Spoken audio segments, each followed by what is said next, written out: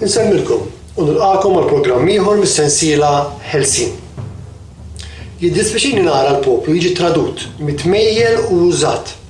Jiddispjaċini nara l-poplu jibqa' jigglorifika lil min qiegħed jużah ta' kuljum u xi darba ser jarmih. Jiddispjaċini nara poplu li tant għandu potenzjal fih innifsu u f'pajjiżu u li iżda qiegħed jippreferi jinħela fil-ħmerijiet kwotidjani u jibqa' jisma' il-messaġġ fuq il-mezzi tax-xandir li qed jaljenaw apposta u jbeduh mill-verità. Jiddispjaċini nara poplu li ma jinteressax jaqra u jirriċerka dwar dak li għaddej madwaru. Jiddispjaċini nara tfal Maltin li minħabba ġenituri irresponsabbli ser jispiċċaw f'pajjiż mingħajr kultura u storja Maltija. Jiddispjaċini nara familji Maltin li aktar moħħhom f'affarijiet superfiċjali u materjali milli mir-realtà kiefra u maligna li ġejja fuqna mill-Unjoni Ewropea. Realtà perikoluża li qed tisirqilhom pajjiżhom u l-futur ta' wliedhom inkiss u minn quddiem għajnejhom. Jiddispjaċini nara l-lingwa Maltija li qed tiġi traskurata u tintilef f'pajjiżna stess għaliex mhux qed tiġi mogħtija l-importanza li jistħoqilha. Dan kollu qed jiġri minħabba mentalità servili tas-suppost rappreżentanti tagħna li aktar moħħhom biex jidhru sbieħ mal-barrani milli jagħmlu dak li hemm bżonn sabiex jipproteġu l-wirt nazzjonali tagħna. Dispjaċini nara ħafna familji għadhom jemmnu l-gideb li jisimgħu fuq l-istazzjonijiet nazzjonali u anki daw partiġani li l-għalewlini tagħhom huwa li jibdew bis-sensittività u l-emozzjoni tal-poplu Malti sabiex jakkwistaw kemm flus u anki voti. Jiddispjaċini nara dan kollu waqt li l-poplu jibqa' jċabċab. Jiddispjaċini nara li l-politika f'Malta saret ċirku mmexxija minn grupp ta' politikanti bla prinċipju. Politika li saret eżerċizzju ta' ħasil il-moħħ tal-masses u m'għadix politika li tagħti servizz lill-pajjiż u tindirizza l-bżonnijiet u l-weġġad veri tal-poplu. Dan huwa l-istess eżerċizzju li l-Knisja kienet tagħmel fi żminijiet imgħoddija sabiex iżżomm il-popli aljenati u ignoranti.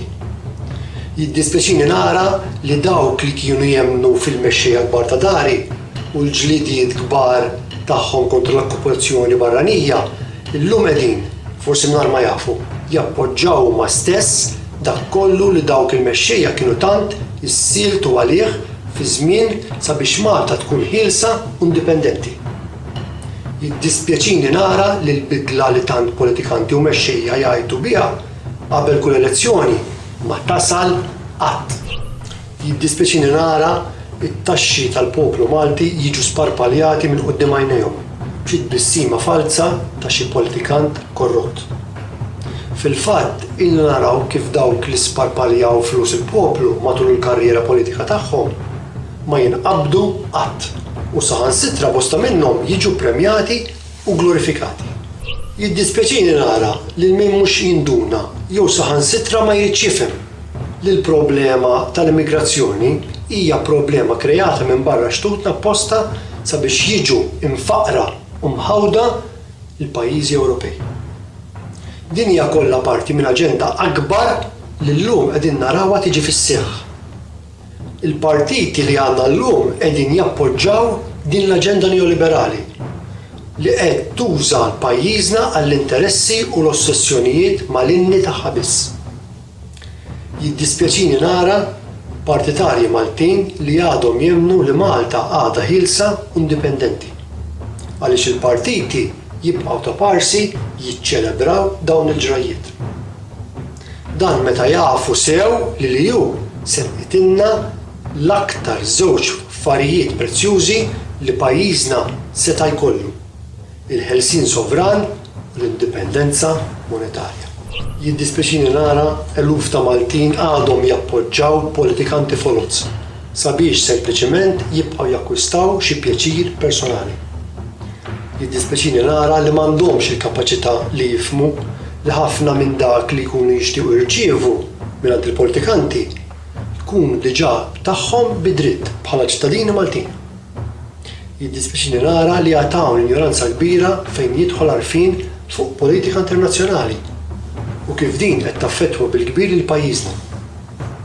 Jiddispjaċini nara li ħafna politikanti u akademiċi ma jistgħux jifhmu li l-Unjoni Ewropea hija s-sors tal-problemi maġġuri li pajjiżna qed jaffaċċja fil-preżent. Jidher li ma jistgħux jifhmu li l-Unjoni Ewropea hija għaqda bankiera li qegħdin jisirqu l-assi pubbliċi u finanzjarji ta' kull pajjiż membru għal benefiċċju tal-privat mingħajr ma l-popli qed jindunaw. Jiddispjaċini nara li hawn ħafna mhux qed jifhmu sew il-għala pajjiżna qed ikollu bil-forsi jaċċetta id-dettati maligni iżda strambi tal-Kummissjoni Ewropea. Suppost il-Kostituzzjoni tagħna tipproteġina minn dak il-ħażin kollu li hu qed tabbina bih. Il-politikanti mixtrija jafu sew dan iżda jibqgħu sikta u jaċċettaw kollox sabiex jipproteġu l-interessi tagħhom.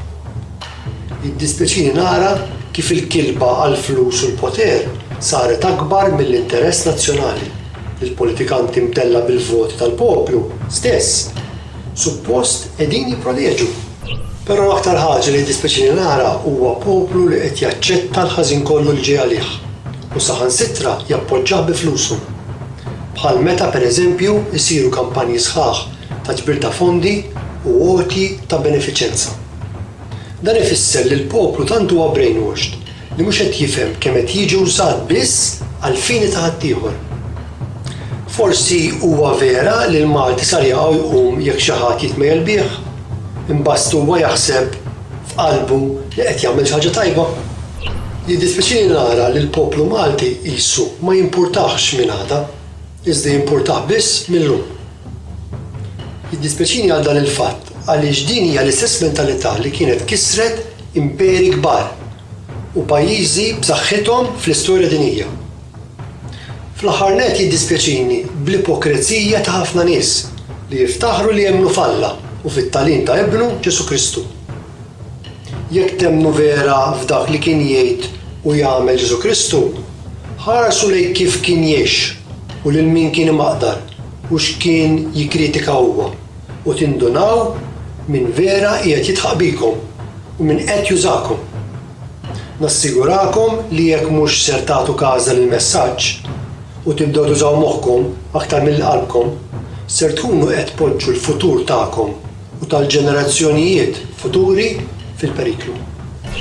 U għallum ukoll ġejna fit-tmiem ta' dan il-programm mis-sensiela Ħelsien. Fil-waqt li nawguralkom lilkom il-familja tagħkom il-festit tajba, jien Robert Henry Buġejja insemmilkom.